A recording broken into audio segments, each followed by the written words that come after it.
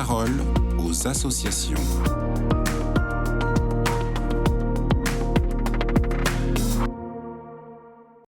Bonjour Louis Bouffard.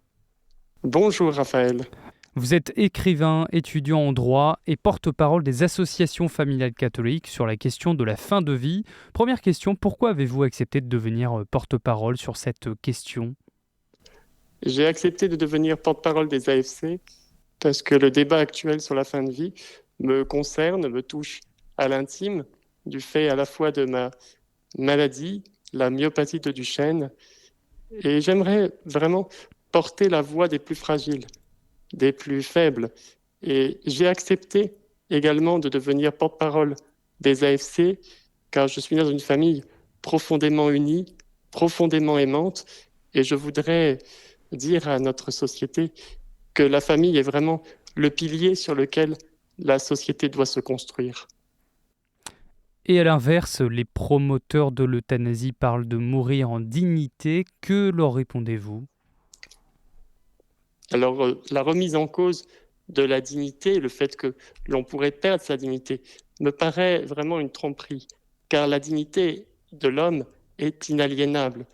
On est digne parce qu'on est humain. Et du fait de l'évolution d'une maladie, de la dépendance, de la perte de l'autonomie, certains pourraient penser qu'on pourrait perdre sa dignité. Or, la dignité se conserve. Par exemple, j'ai perdu la marche à 10 ans, j'ai perdu l'usage de mes bras à 13 ans, et pourtant, je me sens digne, je me sens pleinement humain, pleinement vivant, et je ne voudrais pas qu'à partir d'un certain moment où je serai encore plus atteint, que j'ai à me poser cette question de savoir si je dois vivre ou si je dois mourir. Pour moi, c'est une question qui est assez cruelle à se poser. Une question assez cruelle, vous dites, c'est ça ? Oui. Pourquoi ? De devoir choisir entre mourir et vivre. Moi, je voudrais vraiment pouvoir vivre ma vie parce que le fait de dire qu'on pourrait perdre sa dignité indique qu'il y a un moment donné où je me demande si je pourrais continuer à faire partie de la société, à vivre. Et moi, pour moi, je voudrais vivre simplement. Le plus longtemps possible. Oui, et vivre, voilà, vraiment que par exemple, le développement des soins palliatifs, aujourd'hui, on sait prendre en charge la douleur, on sait accompagner les patients.